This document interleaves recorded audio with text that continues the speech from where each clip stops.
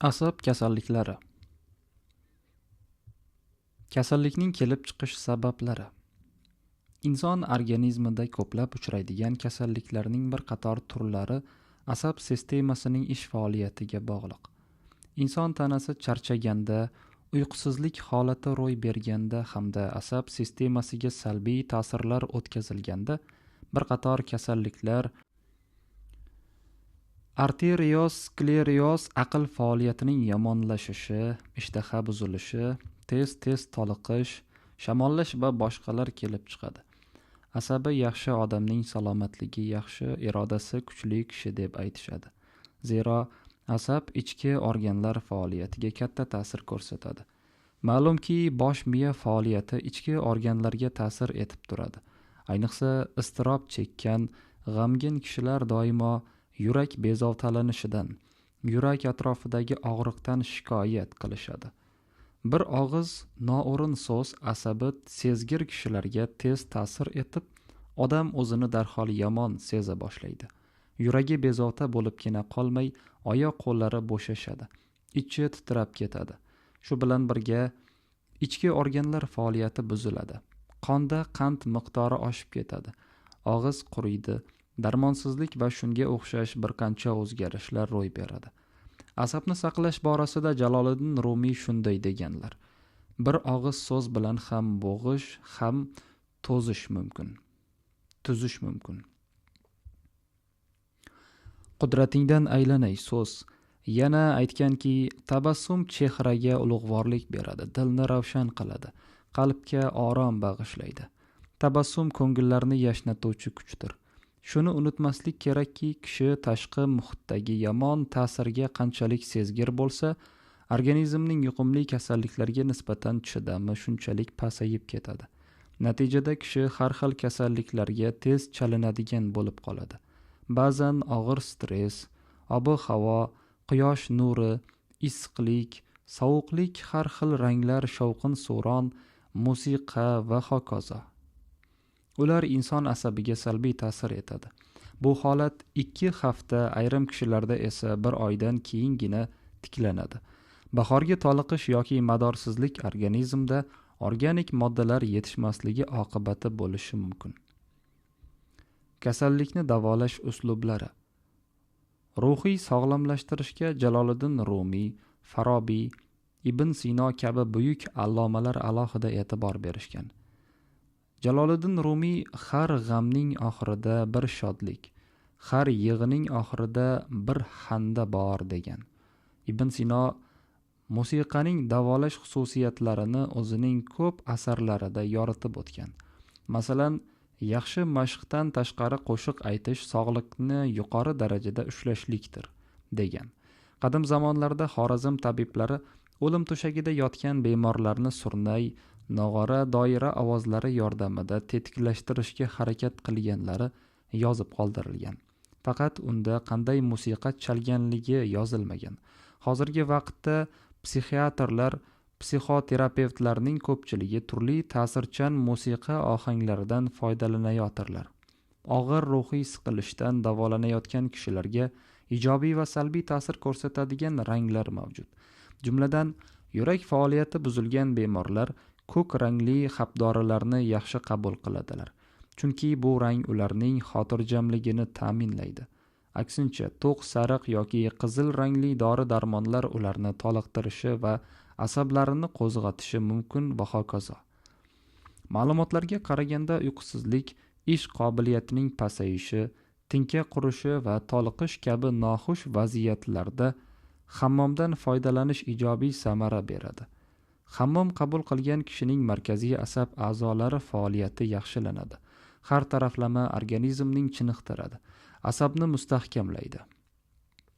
Bu borada Abdurahmon Jomiy hammomda boshingdan quysang sovuq suv, tanangga kasallik yopishgusidir. Yana biri tabiat doimo haqiqatgo'y, shunga ko'ra unga qarshi borib bo'lmaydi degan. Ismaloq. Bu o'simlikning barglari, urug'i va ildizi shifobaxsh hisoblanadi. Ismaloq bargining qaynatmasi asab sistemasi buzilganda tinchlantiruvchi vosita sifatida ichib turiladi. Qaynatma tayyorlash uchun bir osh qoshiq miqdorida barg uqalanmasi olinib 200 gram suvga 10 daqiqa qaynatiladi. Keyin 1 soat davomida tindirib qo'yiladi. So'ng dokada suzib sharbatidan yarim piyoladan kuniga 3 mahal ichib turiladi. Limonut Melissa lekarstvenная. O'lkamizda o'suvchi yuzlab xosiyatli giyohlar orasida bu o'simlikning shifobaxsh xususiyatlari ayniqsa asabni tinchlantirib, yurak o'ynog'iga xotima beradi. Ishtahani ochadi. Ayni bahor damlari limonutning murg'ak ko'katlaridan va boshqa ko'katlarni aralashtirib, ko'katli chuchvara, ko'k somsa tayyorlab iste'mol qilish maqsadga muvofiq bo'ladi. Bulardan tashqari undan damlama tayyorlash uchun og'zi yopiladigan idishga 2 stakan qaynab turgan suv quyiladi. O'simlikning maydalangan yer ustki qismidan yoki maydalangan bargidan 8 choy qoshiq solib 4 soat damlab qo'yiladi. So'ngra dokadan suzilib, kuniga 4 mahal ichib turiladi. Bangi devona. O'zbekistonning deyarli hamma viloyatlarida uchraydi. Bo'yi 100-120 cm gacha yetadigan hidli o'simlik. Guli oq, mevasi chanoq tikonlari bilan qoplangan. O'simlikning hamma qismi zaharli. O'simlikning bargi asab kasalliklarida tinchlantiruvchi vosita sifatida ishlatiladi. O'simlikning bargini o'rab chekiladi yoki hidlanadi.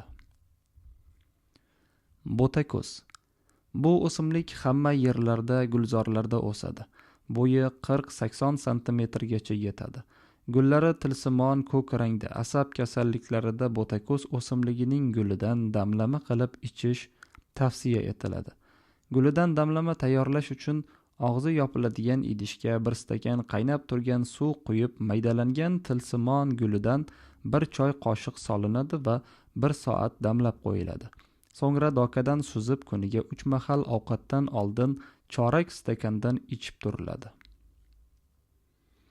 Asab sistemasi faoliyatini yaxshilash va uning mustahkamligini oshirish maqsadida V1, V2, V6 kabi dori-darmonlarga boy go'ja oshi, arpa noni, qo'y go'shti, pishloq, tuxum, karam, baliq, qovoq kabilarni iste'mol qilib turish tavsiya etiladi.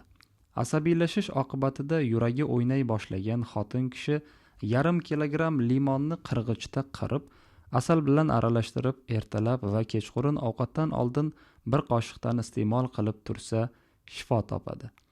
Qattiq xafagarchilik oqibatida bosh og'rig'iga chalinib qolgan xotin kishiga yotar oldidan 1 qoshiq shakarni suv bilan ichishni bolgariyalik bashoratchi Vanga tavsiya etgan. Yong'oq, mayiz va pishloqni har kuni iste'mol qilib turilsa, asab tolalari yaxshilanadi. Odam charchashdan, bosh og'rig'idan xalos bo'ladi. Yurak mushagi mustahkamlanadi, jigar kasalliklari barham topadi. Bir o'tirishda 30 gram yong'oq, 20 gram pishloq, 20 gram mayiz iste'moliga yetarlidir. Asabi kasal go'dakni tog'dagi salqin joydan olingan bichanni qaynatib, shuning suvida cho'miltirish kerak. Bichanni. Asab bodiga chalingan bemorga avval og'rigan joylariga miltiq moyi yoki qo'y yog'i surtib, keyin oftobda yarim soat yotish buyuriladi. Olma bilan ichilgan choy, olma choy a'zolarni mustahkamlaydi. Ishtaha qo'zg'atadi, kishini bardam qiladi, kayfiyatni ko'taradi. Karafs. Selderey paxuchiy. O'zbek pazandachiligida keng ishlatiladigan ko'katlardan biri. Biz uni selderey deb ataymiz. Karafs a'zolarda kechuvchi modda almashinuvi jarayoniga ijobiy ta'sir ko'rsatadi. Ishtaha ochadi, asab tizimlarini mustahkamlash xususiyatiga ega. Ne'mat tarkibidagi kaliy odamning yurak qon tomir tizimlariga ijobiy ta'sir ko'rsatsa, magniy asabga foydali.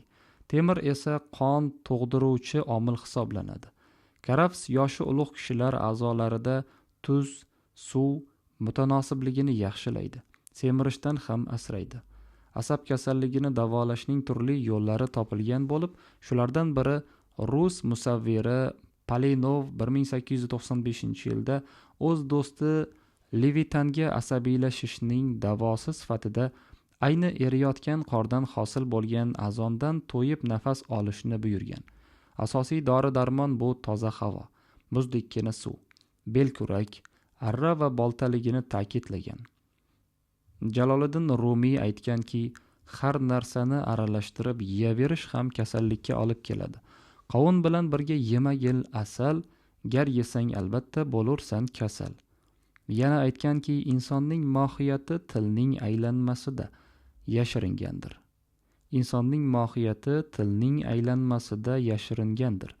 Yana bir kishining aqllimi, nodonmi yoki johilmi ekanini uning so'zlagan so'zidan degan. Har kim sabr qilsa, Alloh uni tezda yaxshi niyatlariga yetkazadi.